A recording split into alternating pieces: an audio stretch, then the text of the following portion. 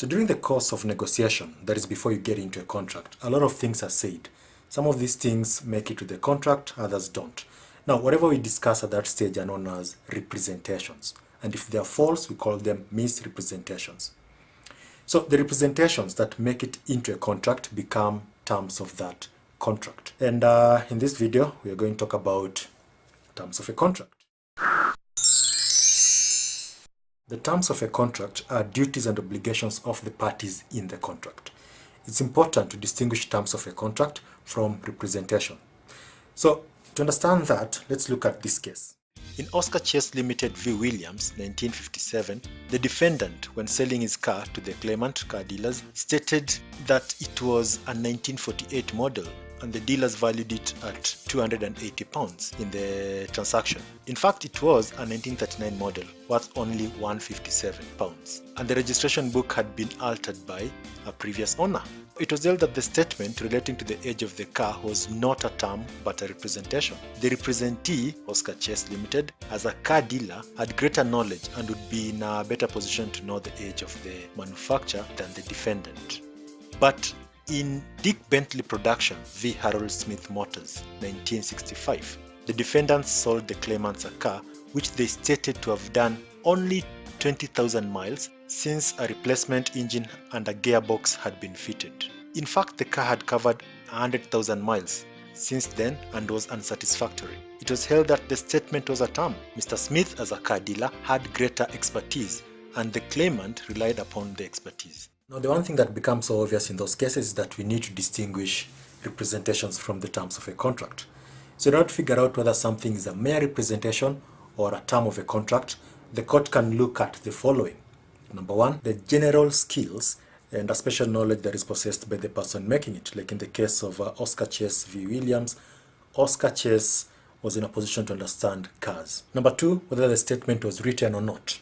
So the assumption here is that if we summarize our agreement in writing, then we are assuming that whatever is put down in writing is actually going to be the terms of that contract. The third thing that the court will look at are just the circumstances surrounding the case, that is the nature of the case. Terms of a contract can generally be classified as express terms or implied terms, where express terms are the terms that we've specifically agreed to.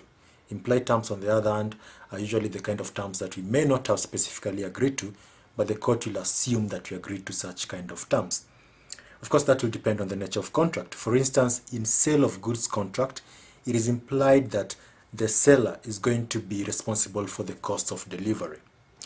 Now, a far more specific way of classifying terms is as conditions or warranties. A condition is a strong term.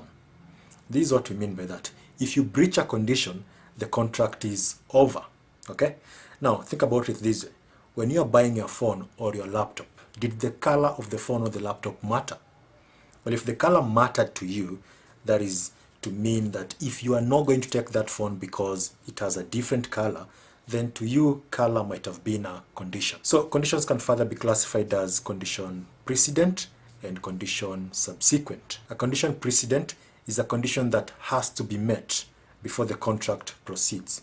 For example, if maybe you want to construct a building and then you tell, or the contractor tells you that, well, it doesn't matter, whatever the contract. So the agreement is that this construction will only start if it has been approved by relevant authorities. So the approval by the relevant authorities become a condition precedent. Condition, we can also have condition subsequent, which is a condition that it happens and then the contract is off. So it could be something like this contract is only going to run until this happens. Think of it this way. The people who are married, the whole idea of till death do us part.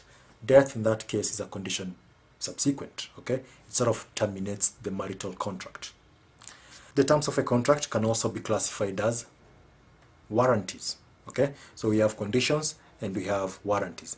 Warranties are weak terms. These are terms that if you breach, the contract is not really going to end, but you'll be required to do some payment. You'll be required to compensate. In short, the aggrieved party will sue for damages or something of that nature. Here's an example, okay? Look at this case. In Bettini v. Gay, 1876, X agreed by contract to perform as an opera singer for a 3-month period. He became ill and missed 6 days of rehearsal. The employer sacked him and replaced him with another opera singer.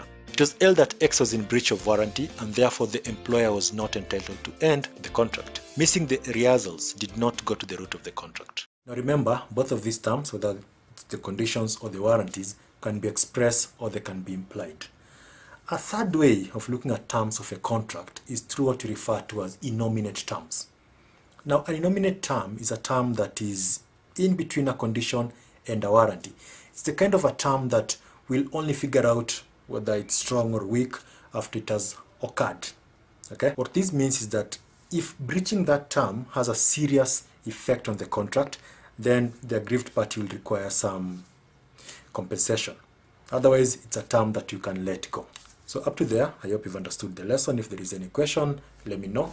And I'll see you in the next lesson where we continue expounding on the terms of a contract.